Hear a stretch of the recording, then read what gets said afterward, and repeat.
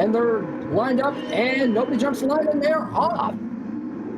Looks like Shaggy had a pretty terrific start, but so did Jesser. But Shaggy does have the inside line, so let's see what happens. It looks like, looks like Shaggy was able to stick his nose in and get P1, and he is out of there. That would make me extremely nervous, especially like we said earlier with the dirty air. I'd be very cautious going into these next few corners. And we got corner off. No, we got Stumpy off the wall. All right, and coming into the downhill section, looks like everything is fine. Sugar Shuffle seeing an opportunity on the inside, but couldn't make it, and looks like Corridor just lost the tail end of the car. And now he's 0.06 of a second up, so coming in through the chicane, almost too wide through here, flashing to say, hey, let me through. Let's see what Ormond can do to get away from Shaggy while he can. Looks like Arnax is not going to go down without a fight, though, but it seems Ormond is on the inside. Arnax is now acquiescing the position to Shaggy and Ormond. Got a little squirrely coming out of there, but was able to keep the car pointed in the right direction. Yeah, getting behind Arnax really slowed Ormond down because he went from 0.06 to 0.75 of a second in terms of time. Oh, and we've got Shaggy making the send of the century on the inside. Will he be able to make it stick? And it looks like he will. There's a slight bit of overlap, so he's not going to get away that easily. It looks like Ormond is trying to set himself up for the inside line. Never mind, he's going to fall back right behind Shaggy. Never mind, he said JK. And up the inside he goes to take P1 again. What a maneuver from Ormond. Wow. Yeah.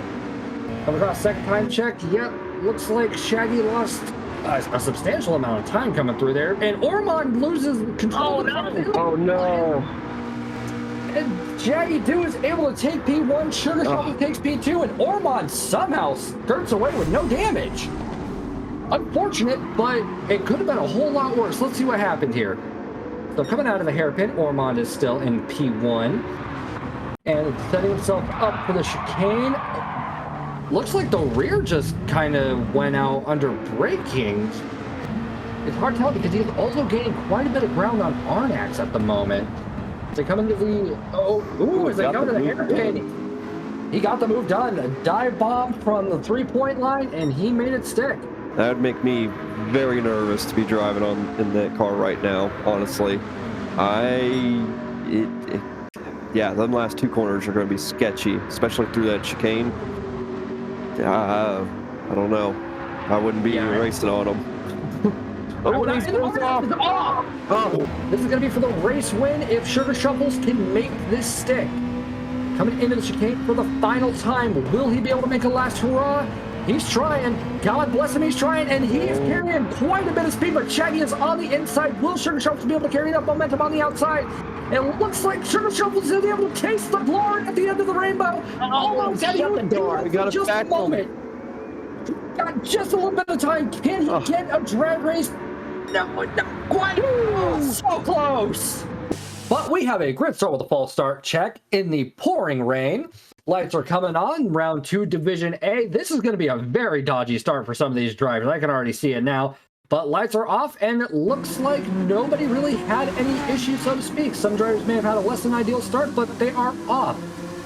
I would say cold tires, but cold tires is probably an understatement at this point. And it looks like Fast Cougar will very gingerly take P1 off of Jorge Sr. for the time being.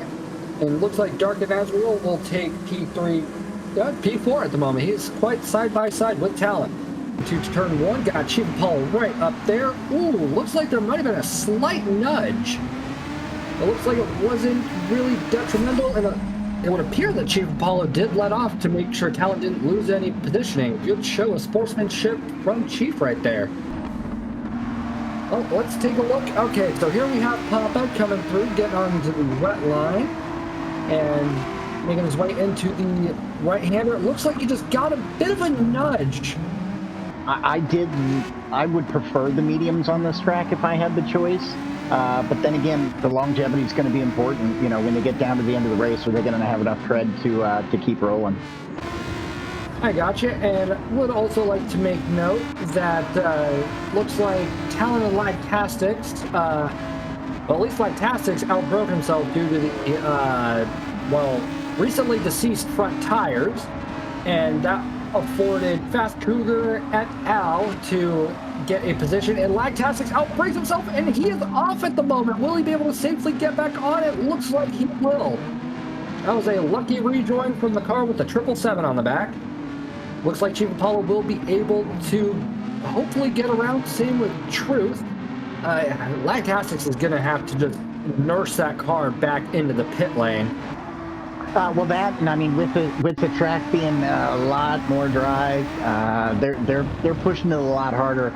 Although I think they're trying to be delicate on those tires, to be honest with you. I mean, if you look at somebody like Fast Cougar, you know, he's on those mediums. That left front it's getting low.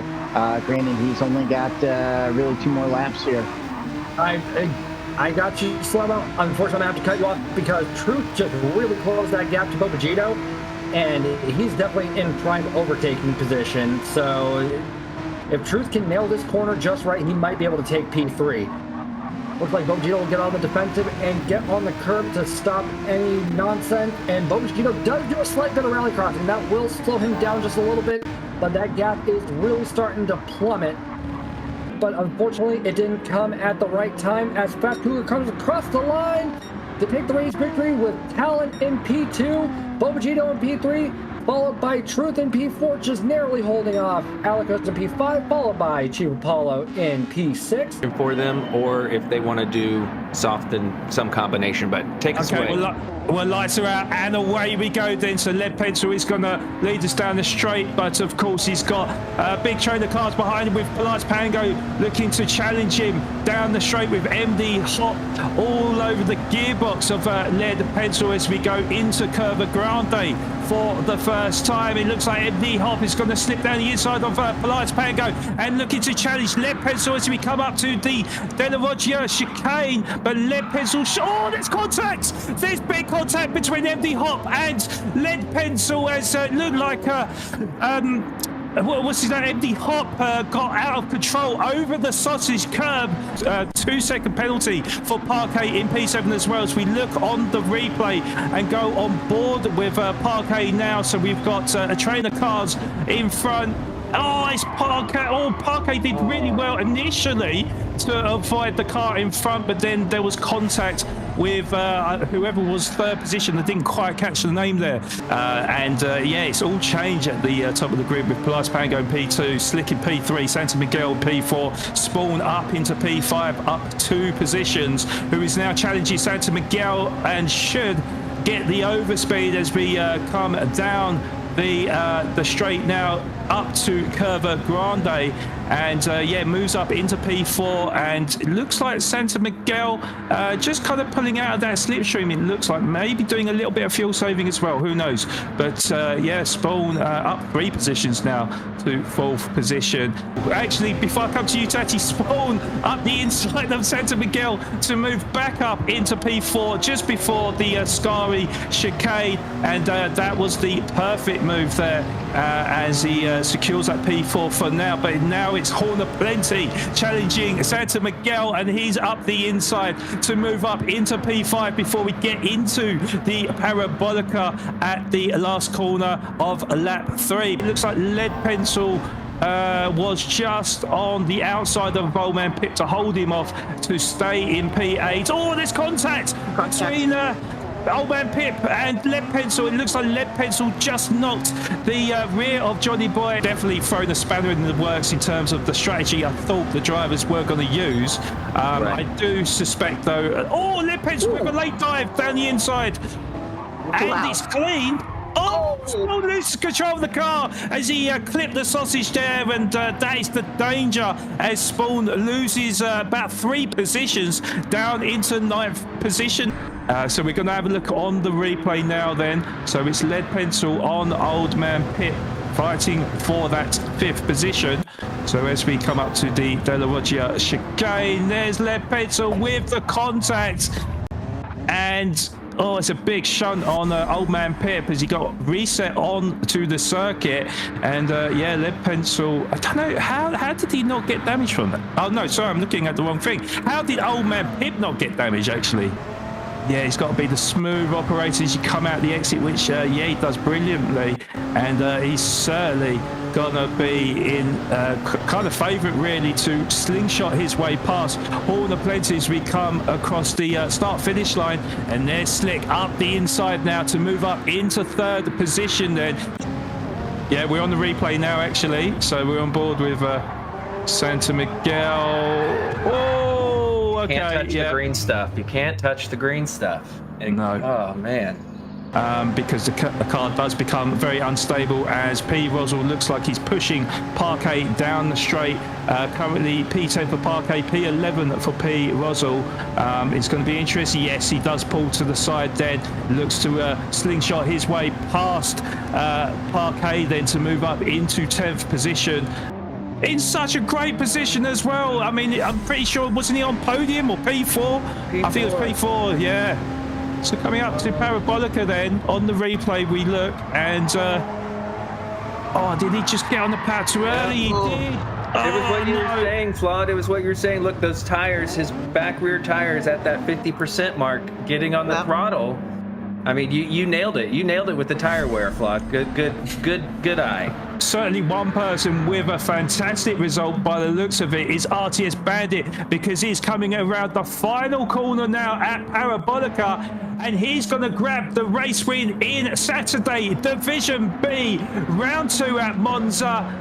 Congratulations to RTS Bandit with a fantastic win, and a very comfortable win in the end over Polaris Pango with another great result for him, grabbing a second with P1 and P2 from the opening 2 rounds of Season 5. Lead Pencil, though, grabs an excellent podium for him, and he finishes in 3rd position as the drivers are lining up on the grid now. So it will be Wid and Moose on the front row entering turn 1 first, as we've got 5 red lights. Lights are out and away we go as we start this 11 lap race here at the Nürburgring GP layout in the Division A round 2, as Wid has a nose in front of Moose. Moose has got the inside line, but he's going to tuck into P2. We got Nuke in P3, Cyrus Nicky in P4 with PhD, Lyric and almost podium in a bit of a train right now. Looks like Cyrus Nicky has got the inside line to PhD, Lyric to hold onto P4, but Lyric's going to have the inside line. And will he take that position away from him? I think he just about does, yes. Just about makes it stick and moves up into P4. Head of Cyrus Nicky. Salamander would have been watching like a hawk in the background, though, as maybe he'll be sizing up an opportunity. It looks like he's got the inside line. Cyrus Nicky moves up into P5, so great move from Salamander, and moving up 2 positions as well from initially he moved down to P7, but now finds himself in the top 5. So yeah, costly for Moose. We'll see if he does lose a position or not, but certainly he's going to lose ground to Wid, who is currently a second in front of him, as it looks like. Yeah, PhD Lyric bumper to bumper with Salamander battling for that 4th position, but yeah, it's a straight. Oh, he picks up a 1.5 second penalty. Wow. For cutting track limits. That is a hefty penalty. Oh no. He is going to sweep in front of him and go into P5, but we got GI Boku and Digital Relay side by side as well. And Boku with that outside line, he's got the nose in front, and I think he's going to take that P9 away from Digital Relay as we come up into this left-hander. But Digital Relay. Oh, that's a great line, and great defense from him. Holds onto that P9 for the time being. Now it will be on the flat-out section as we go around the right-hand kink up to the chicane. And I like to call it the chicane of doom, because them curbs are very, very chunky. Do normally unsettle a lot of the cars. And Luke goes wide, and I called it, didn't I? I called it, and he lost traction, and Moose took full advantage up the inside to move up into 2nd position. Does look like he has got more speed. Will he be able to close the gap by the time we get into the chicane? He's going to be very, very close. Boku not defending. It looks like Digital Relay is going to try it up the inside with a bit of a lunge, and Oh, it's going to be tight. They were door to door there, but Digital Relay does make it work and move up to P9, Tetty. Indeed, and then we've got another opportunity now for almost podium then. Looks like he is going to be duking it out with PhD Lyric as he goes up the inside. Lyric's not going to defend by the looks of it, and it looks like almost podium with the soft tyres. He's got better grip and able to get on the brakes later and move up into 7th position. So is this strategy from Lyric coming to bite him? Oh, we got a half-second penalty though for almost podium then.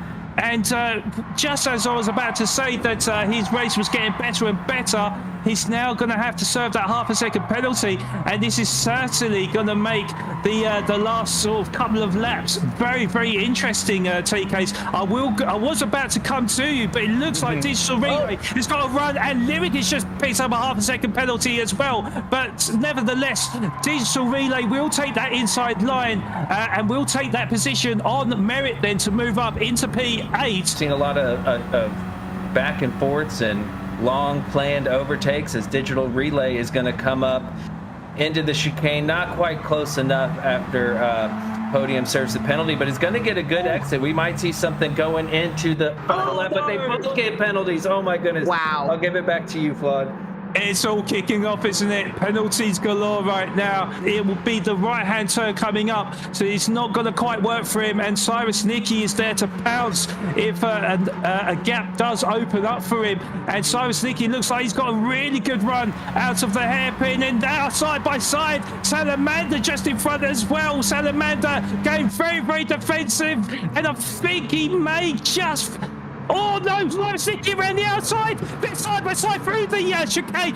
Cyrus Nicky gets through as Wick comes across the line to win the race here at Nürburgring. But let's just keep an eye on this battle here. Cyrus Nicky is just about to hold off. Yes, Salamander. He's going to finish in P4 ahead of Salamander in P5 and Caper in P6.